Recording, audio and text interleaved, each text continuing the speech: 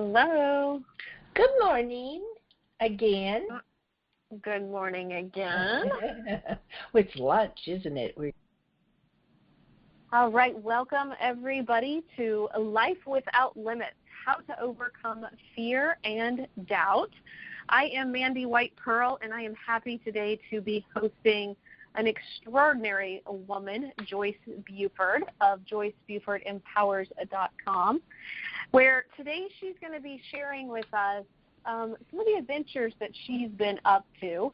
And for those of us who feel a little jealousy about the exciting adventure she's been on, she's going to share with us exactly how it is that she got to this place in her life to be able to live her life without limits and overcome the doubts and fears that were in her head that kept her previously from not doing these things, and how all of us have these doubts and fears in our head. So, Joyce, I've got you on the line, yes? Oh, yes, you do. Thank you. It's great to be here. I'm looking forward to it.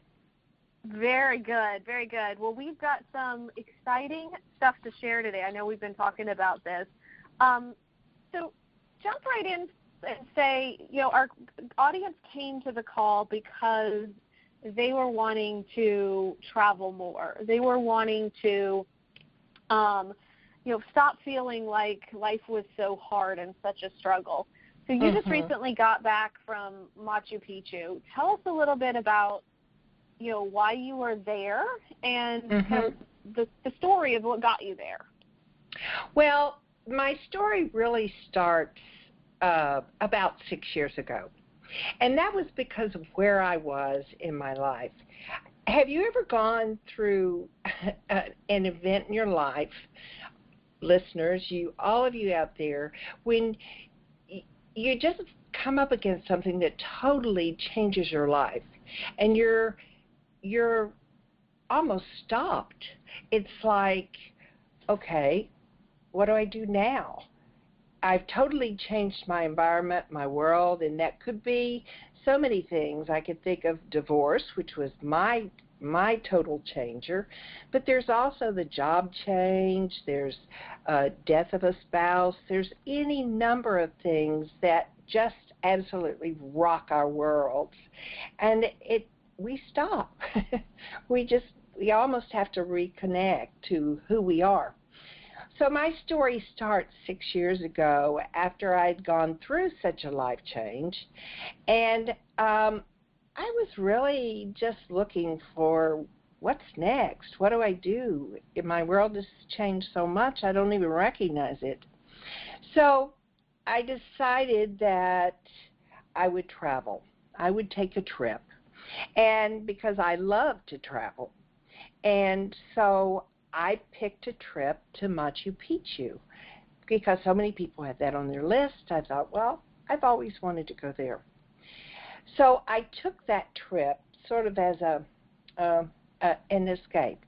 I was not clear where I wanted to go. I had not begun my healing. I had no direction. So I was on this trip, and it was a tour with a tour. And one day, part of the tour was to stop at a beautiful, beautiful resort. Now, the resort was peaceful. It was almost like a sanctuary because there were birds there chirping. There were hummingbirds, which I adore. And it was just peace. It was peace. I can't, you know how you could feel that? Even this resort was located in the Sacred Valley, so it was almost a sanctuary. While we were there, we ate local foods, which were delicious. We saw a demonstration of a Peruvian, it's called a Peruvian paso, if your Spanish is good, but you could call it the Peruvian horse, and it was beautiful. Now, I'm from Texas, so, I sort of am drawn to these four-legged animals because they just appeal to me. And we saw a demonstration of how beautiful this horse is. It's unique because of its gait, and it's considered one of the smooth riding horses. And then the next thing we did is that we had a group visit with a shaman. and which blessed the earth. It was it was a sacred experience. As I left, I hated to leave as the group moved on, so I had to go, and it was just peaceful. It was just lovely. So anyway, as I left this paradise from the Sacred Valley, I just calmly stated this as I was leaving. I will walk back through this. I will come stay in this resort. I will ride that horse, the Peruvian horse. I will have my own private time with the shaman. And it was just amazing how there was a difference in the way that I knew I would return to that location. Well, as I left, I just kind of released it. I didn't assign a date. I didn't schedule my next tour. I just kind of let it be. Every time I remembered that time in the Sacred Valley, I physically remembered the peace of the place, the beauty, the excitement of riding that horse, and just the sacredness almost of visiting with the shaman. So I had all these emotions that were attached to the experience. Time went by. Occasionally I thought of my trip back to Peru with just a knowing it would happen. In fall of last year, a dear friend of mine asked me if I would go with her back to Machu Picchu. She said, I doubt that you want to because you've been there, but would you consider? Well, I almost jumped over the table. I was ready. And I went with the stipulation that she would be willing to, and it was a tour, to stay at that resort, to ride the horse, take a half-day ride, and to have a shaman experience. She wasn't sure about all of those, but she was sure about wanting to go to Machu Picchu, which is also one of the parts of being in Peru. It's just seeing Machu Picchu is a sacred journey. It's like you're sitting on the top of this mountain range that you can reach out and just touch the heavens. It's a very special trip. So that brought me to realizing what had really happened that brought me back to Peru. That at the time when I was searching back in the 6 years ago, I didn't understand. But I realized today that while I was in this magical place and I was enjoying so much of what I was experiencing, the room was beautiful, over the top. The horse ride was magical. The shaman was spiritual. And I had raised my vibration until I was really living in very high vibration.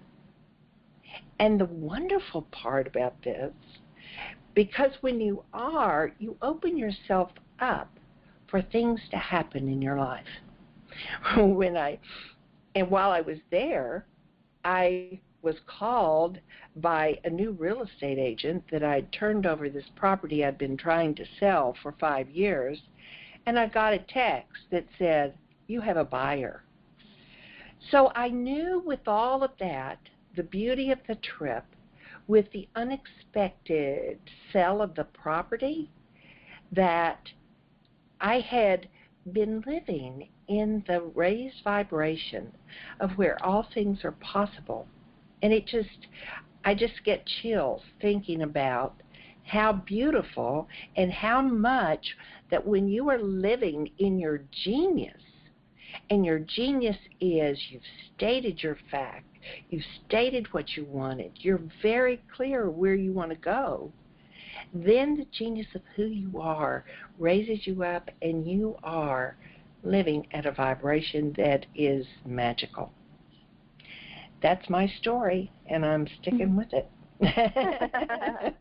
Well, Joyce, that is I'm all about the magic too, so the listeners are definitely aware of that. And yeah. So I know you and I, in talking about the trip, you stated and you're talking to us about how easy it was for you to do. But this call's all about, doubts and fears.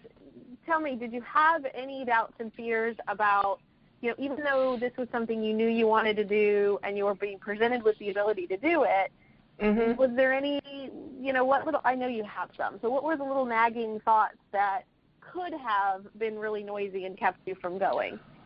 Well, one of them definitely was, as I'm creating this business and it keeps going and I keep wanting it to build and build and build, it's always the question, is the time right? Should I be doing this? I'll be taking off. This trip was 10 days, and I thought, wow, and anytime you go on a trip, you go the time of the trip, but you also go prior to the trip because you're so excited. So it does take you out of your productive time, and so many times that stops people because I don't have time to go do this. I don't have time to do this. Now so that's definitely one. Do I have time to do this trip? No, I don't, or yes, I do. Then also there's always the price. There's always the price of the trip. And you start by just start building that pot, that little pot that's going to help you pay for the trip. And you just start early on that, but you allow yourself to put that amount of money or money toward the trip away so that, yes, it's expensive to travel, but there are so many rewards. And if that is what you love to do, then that is your reward, to do what you love to do. So those would have been my two for sure. The time and the value and the cost. Yeah, I hear that. And I know that a lot of people definitely can agree with those. Right. So one of the things I want to point out for the audience is, you had a clear vision of what you wanted, and you had some doubts and fears about it, and that could have kept you from, achieving it or living a life without limits, going on that trip. Right. And you mentioned briefly a minute ago about the core values, and so we had talked about, these are what you see on the screen here are Joyce's core values. And so Joyce, tell us a little bit about, these core values in relation to when you looked at your doubts and fears and you know what your core values are, it kind of makes that decision a little easier, right? Oh, definitely.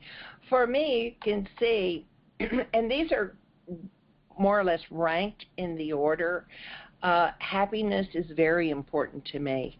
Let me tell you, from the time I left, from 2 weeks before I went on that trip to the time I came home, I was happy, happy, happy, happy. So that right there puts you into a state of mind that is just full of gratitude and acknowledgement that you are blessed and that you are taking this time for yourself. Freedom is very important to me, to be able to go and do. Even if it's decide one afternoon you're going to just take time and go to a movie. That being able to make that decision is very important to me. Of course, I mentioned travel. I love to travel, whether it's to Peru or whether it's to Houston, Texas, or, it doesn't matter where it is, but I love packing that suitcase and heading off for an adventure. Honesty, very important to me. Honesty is one of the things that if I can't hang out with people that aren't honest. And those are the decisions, the type of these 5 things, being real and unique. Yes, you are going to see me real and unique this afternoon. I will stumble over words. This is just who I am.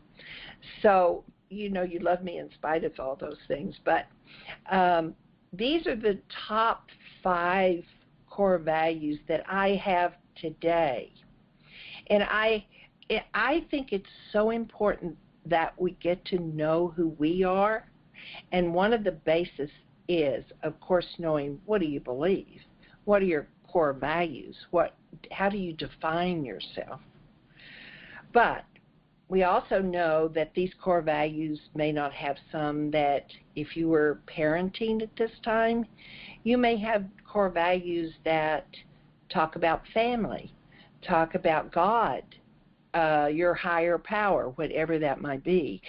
So depending upon where you are in your life, your core values will adjust to the periods you're in. My children are raised and out on their own, and so I have a lot more freedom of my time than a younger woman might have that still has children in the home. So yeah, core values. For me, travel's important, but I definitely couldn't do a 10-day away trip. But no. I got back from a 3-day business trip, and that was okay. It was just enough time to get away and get some work done, but then I'm really ready to be home again afterwards. So, yeah. And this is what you're talking about, though, is to be able to match when you get really clear. And, you know, my husband and I have had this discussion. I grew up as a kid moving every 5 years, and so I am kind of anxious. I've been in South Florida for 10-plus years now, and I'm like, it's time to move. But you've got itchy feet. I can't because I've got, you know, family here. But what I realized was it's my travel, it's my value of exploring new things that is really important to me. And so I said, if I can travel twice a month, I think I'll be okay living in the same place every year. But I have to travel. I have to travel, or else a part of me just dies. Well, that's so important that you know that. I mean, then you can incorporate it into your life as you've done, which is really what we all want to do. So I want to walk the listeners through. You have an exercise for them on how to distinguish their core values. And I'm going to move to the slide with those on there so we can talk about that. And we've got a volunteer on the line, too, who is going to be so gracious to walk through these with us. So let me get those up on the slide here. And just talk through us about all the different core values here, and then I'll bring our volunteer on the line. Okay, what I normally do when we're identifying your core values, I normally have you go down a list similar to this. Now, we've abbreviated this list a bit, and the list that you'll receive is the one that I use in the workshop. So you would go down each of these words, and you would circle the words that really resonate with you. What do you have a strong feeling for? As you walk down through these words, you would circle those words that really seem to speak to you. Who am I? What do I believe in? Am I honest? Am I creative? Am I humorous? And this is difficult in some respects, but because we are blessed with so many attributes and values. But it's important that we rank the top 5, as we're going to do today, so that you can start making decisions around those top 5. So I would ask you now to look at this list, and on a sheet of paper, write the top 5 that you feel connected to. Now, you're going to say, I like all of these. And I know that's where the hitch is. But you have to select the ones that really call to you the most. So as you do that, shall we give them a little time, Mandy, to read this paper and circle their top 5? Yeah, so I'll have this slide up here, and as Joyce mentioned, in an email after this call with the recording, you'll get a list of even more words to kind of choose from and to go through this exercise on your own. But we'll open the line here now for Maria. Let's see if we can hear her here. 1 second. Unmute. Maria, do we have you on the line? Hello. Hi, Maria. Hi, Joyce. It's nice to meet you. It's nice to meet you. Now, did I explain that so you could understand that what I want you to do is pick 5 that resonate with you the most? Yes.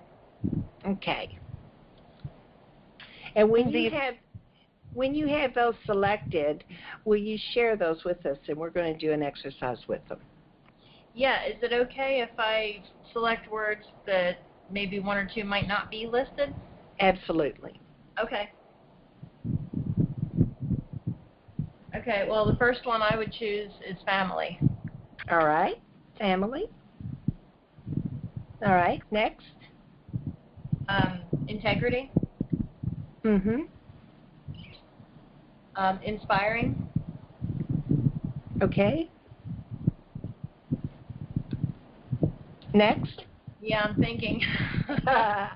I'm a little torn on which ones to choose because I've done exercises like this before, and it makes me dig deeper. Yes. You know, my business is about fitness, but I'm not going to choose fit or athletic because I think fundamentally it goes deeper than that. Okay. So I think I would choose respectful. All right. Okay. And one more. You know, I'm a little torn between. I want to say nurturing, but a stronger word that comes to mind is congruent. Okay. Now, I will say that in the class, we will choose 10, and then we will narrow down to your top 5. What I've done today to simplify this a little bit is just ask you to do 5 that resonate with you, and then what we're going to do is put them in the order that they are important to you. So we do that by comparing your top 5. So if I were to make a list, I would have your top 5 would be family, integrity, inspiring, respectful, and congruent, correct? Yes. And there was a little, it's difficult to settle on 5 because we do have many values that we have in our life. Okay, what I'm going to do is compare family with the 5 that you have listed here so that we can get them in order. Okay. So I would compare, would you choose family over integrity? Yes. All right. Now we will take, would you choose family over inspiring? Yes. Family over respectful? That's a tough one, but yes. Okay. Family over congruent, excuse me. Okay. Yes. Okay. So your top one would be family. So now we'll start with the second one, which is integrity, and compare it to the last 4. So would you take integrity versus inspiring? See, this is where it gets hard.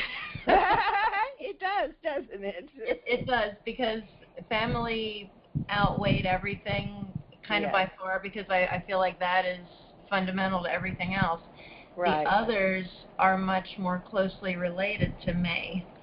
Uh-huh. I mean, in my mind they are. All right. Integrity or inspiring? I'd have to say integrity would come before inspiring. Okay. Integrity compared to respectful. Yes. Integrity. Integrity compared to congruent. I've got that old room. I have a thing with that word. Congruent. Yeah. They're so close.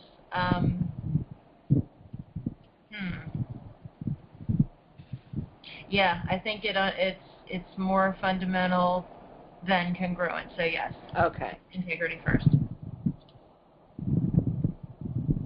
Okay, now we're going to compare the last three. Inspiring compared to respectful. I would have to choose respectful. Respectful compared to congruent.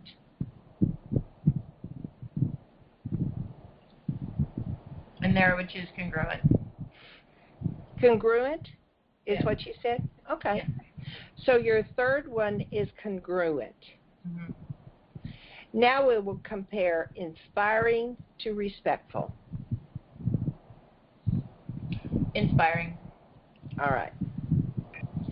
So we have prioritized your 5, and they would fall in this order: family, integrity, congruent, inspiring, and respectful.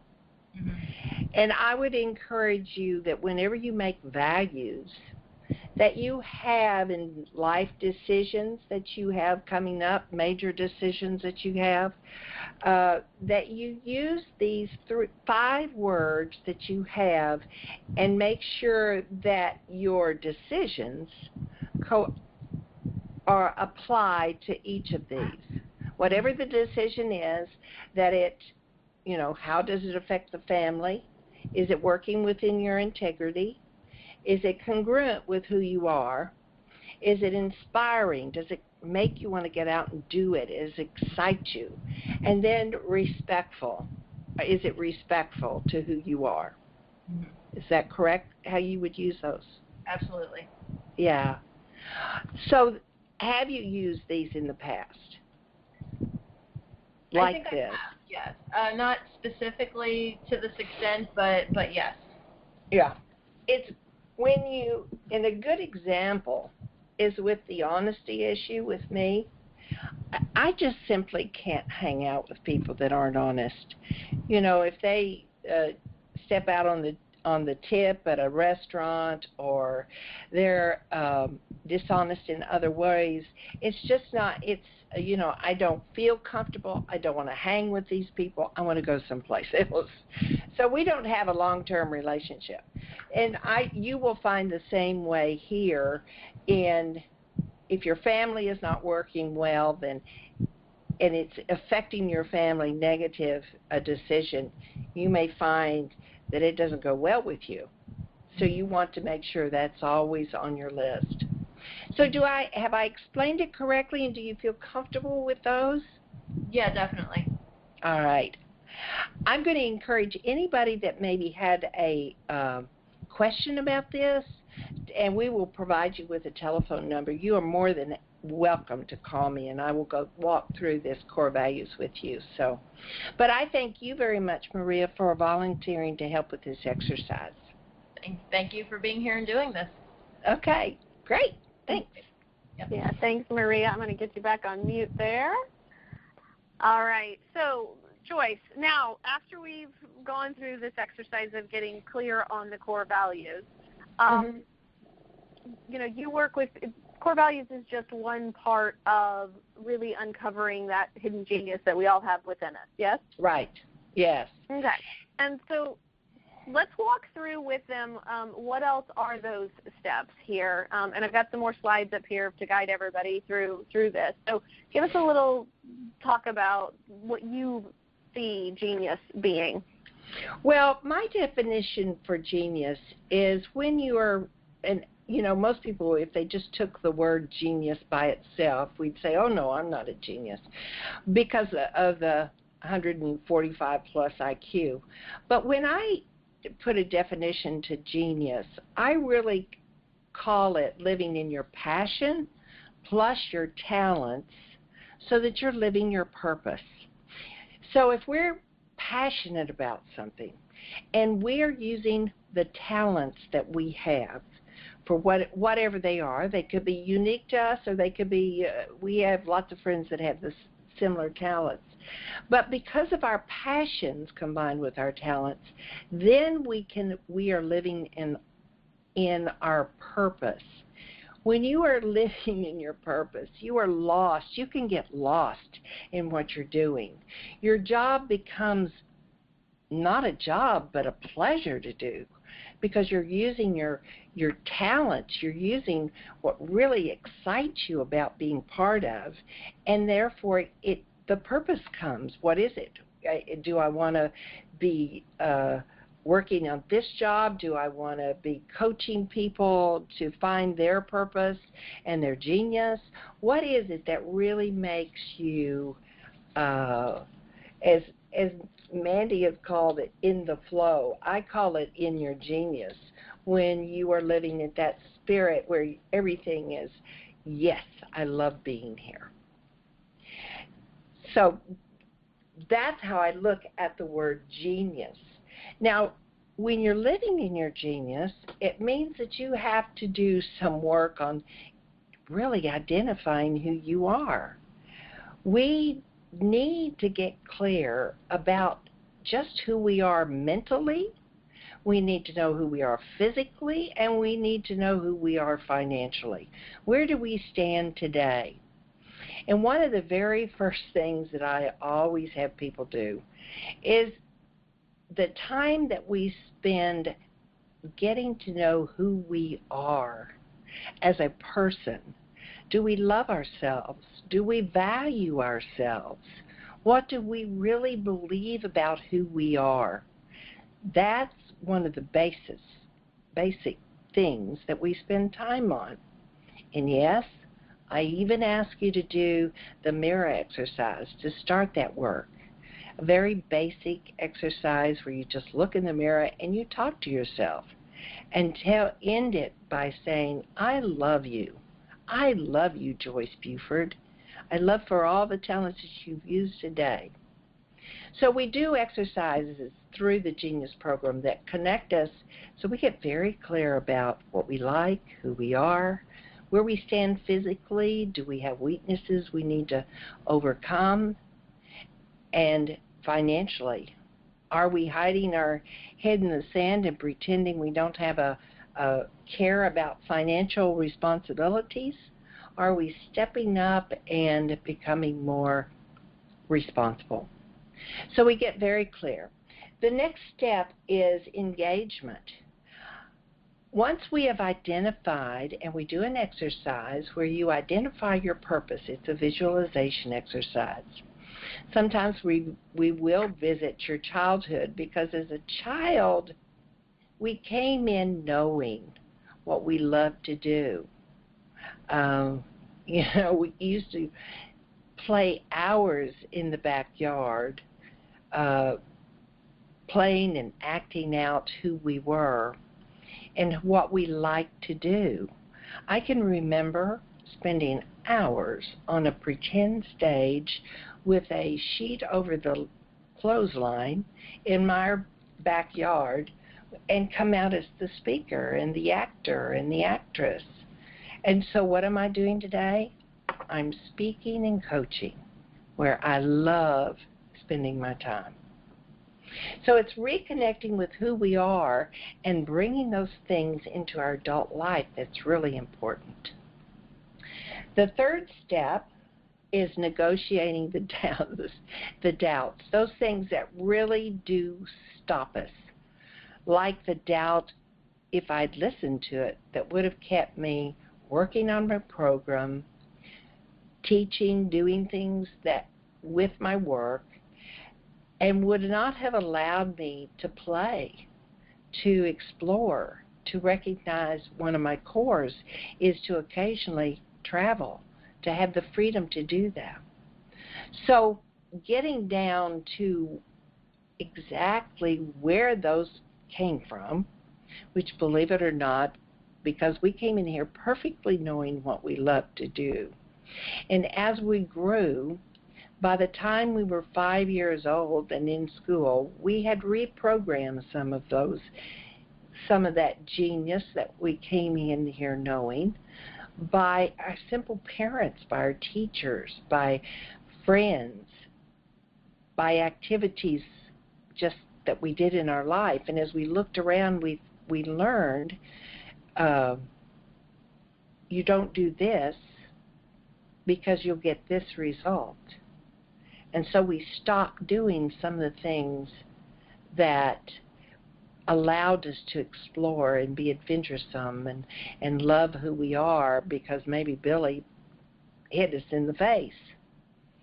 So I'd like for you to understand some of those things that stopped you, that where we were as children could not have understood some of the grief and sadness of our parents.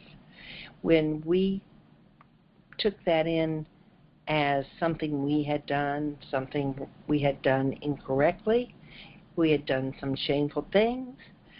This is all part of understanding those things that cause us today to say, oh, I can't do that. I can't do that. We don't even think about it. We just automatically say, I can't do that. So in the negotiating the stoppers, that's always a favorite part of everybody, because there's not one of us that doesn't have something that says, I can't do that.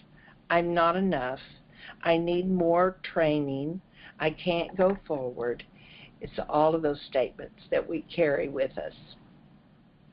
The next is implementing the plan. Once you identify what your dream is, then we're going to go through and we're going to start talking about the 8 environments that we each have. And they are health and fitness, spiritual, contribution, personal, financial, professional, and your relationships, according to family and to friends. In each one of these areas, you would have a goal, set goals for what you would like to accomplish in each one of these areas. So we go through the goal process. We use a simple procedure to write your goals, and we start recognizing how to write a good goal, the techniques for writing a good goal, so that it's clear and concise, and it's easy for the universe to say, yes, you can have that, and I know how you're getting there, because we've got a plan. So we work on implementing the goals that you have in the 8 environment areas. After we complete that, then you go into the uniqueness of who you are. And once you realize and start appreciating those uniqueness, then you understand why when you stand out, it's because you are unique. You are beautiful, and you were meant to shine. And when you're shining, where are you? You're in your genius. You're flowing in your genius. And then life is so much happier, because you can get lost in those areas that give you pleasure and offer you success. So stepping into your genius and your authority is all about stepping into who you are. The final session is about staying on track, how important it is to put what you've learned through the workshop. We talk about some accountability to yourself, such as the Hour of Power. I encourage you to get a buddy to be your accountability partner. And then also, there's always the important step of working with a coach. The coach is the person that carries the torch for you as you begin your transition and as you begin to bloom.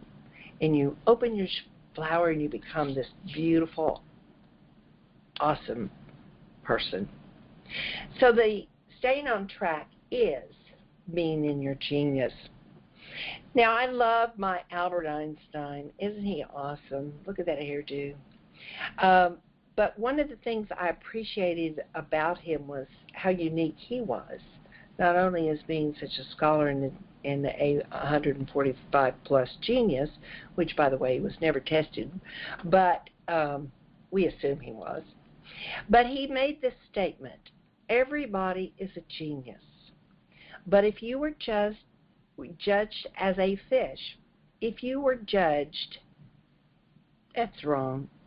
If you were a fish and you were judged by your ability to climb a tree, it will live with you your whole life believing that you are stupid. In other words, how many of us out there were expected to do what we were not meant to do? As children, we have rules that we had to follow that really were not in sync with our genius. When I was a little girl, my sister was a very good student. I, on the other hand, was the little girl that tripped across the floor dancing on her way to the kitchen table. And so my parents tried for many, many years to make a scholar out of me. And the scholar in me was the genius of my ability to speak, to make people laugh, to teach, to spread the knowledge that I have. So as I grew up, I kept thinking I wasn't enough. I wasn't enough to do what I wanted to do. I wasn't enough to have my talents and my passions recognized as my genius. Well, with my work, I have discovered differently. It's that genius of me being able to trip across to the kitchen as I go to the kitchen table that makes me such a great coach, that makes me human and real, so that I can identify with many of my coaches. Well, that's very, very powerful, Joyce. That's very powerful. So every one of us is a genius, you're telling us. Oh, yes. I so believe that. Every one of us is that genius. If we're living a life filled with doubts and fears, then it's really that we haven't come into a good understanding of what our genius is and how to live that. Is that what you're telling us? Yes. Yeah. We're very confused about who we really are. We've had so many different people tell us who we are that I think getting clear is just the basis. And as you can see through the steps of the Genius program, we work 6 sessions on getting very clear about who we are and what we want. So it's really important to me that everybody knows and identifies and walks away from this class knowing their genius. Yeah. So you do have for us, I do want to give you the opportunity to talk to everybody about the Uncover Your Hidden Genius program, which is your program where they can get more attention on walking through these 6 steps of genius. So walk us through what the benefits of that program looks like. Well, first off, we're going to start with the core values, so you can get very clear about what those are. And we spend time, as I say, we go a little bit deeper than we did in our example, because in true making decisions, you need to know those core values. They affect every part of your life in your decision making. And when you're not living in congruency with those values, and then you're not having a good time. And I want you to realize the beauty of living in your genius. So we'll do the core values, and then we start talking about our 8 areas in our life, which I like to call environments, and we get very clear about what we would dream to be in each one of those areas. What do we want in each one of those areas? So we spend time writing our goals, understanding how to write a goal, implementing those goals, and we pick 1 or 2 in each area. If you wanted to concentrate on just simply 3 as a beginning step, I think that's a great place to start. But all of these, as we grow and become healthier and whole. All of these areas should be addressed every year with expectations of dreams in each area. Then we also, that is your vision. That's part of your core value and your visions. So that's on the, that's the benefits of the program. In the program, to get there, we do this by 6 90-minute training modules. So that gives us plenty of times to do our exercises. You'll get exercises each week that you will do and come to the workshop, or is it called a workshop, Mandy? When you're it is. Is it a workshop? Well, yeah, so they're gonna get the training modules where and then they can schedule time to be doing the homework, and then there'll be 2 live Q&A calls where about halfway through each section where they can come and ask questions if they're still confused about a particular topic or 2. Right. Then I'm going to provide the Hidden Genius Guidebook, which you will have all the exercises in there for you, and you will be able to complete many of the exercises just by using the book. The transcripts, you will receive the transcripts in the MP3s of all of the session, because as we know, life gets in the way and sometimes we just don't get there. So we're called away to do other activities. So you'll have those so you can come back to them. And of course, I always like having the Facebook group so that you can answer any questions, and we'll be checking that regularly to see if you have questions. So I want you to be totally and comfortable with what you're going through.